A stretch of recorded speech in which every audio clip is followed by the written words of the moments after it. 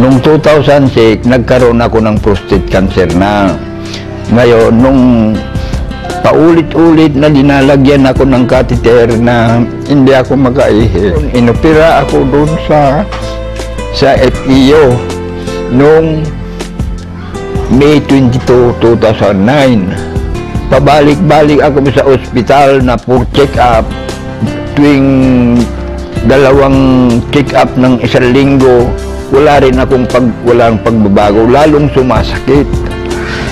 Maraming klase, mahapdi, makirot, masakit pag lumabas yung ihi ko, pag huminto yung ihi ko, masakit, makirot, ganun ho.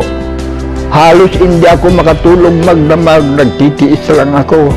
Lagi akong nakahiga, maski na nung pumunta sila nung dito, hindi ako makatagal ng mga 10 minutes na nakaupo ng ganito. Saka yung pagpunta ko sa FEO, pag pumunta ako, gagastos ako ng 5,000 tin punta ko.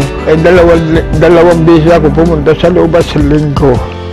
Kaya ngayon, naghihirap na ako, wala na akong pambili ng gamot ko. Marami akong pinagdanan, ECG, ultrasound, urine culture, PSA.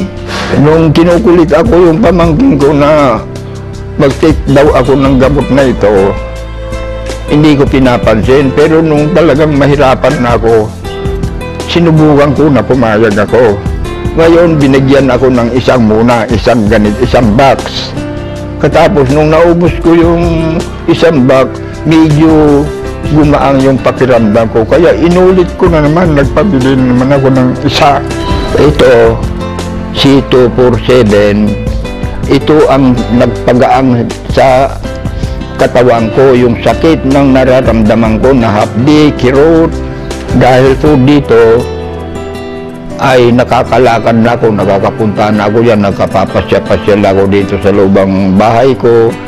Walang paldos siguro ito kasi naranasan ko na ito. Kaya may papayo ko, yung may sakit, subukan nila. Wala mawawala.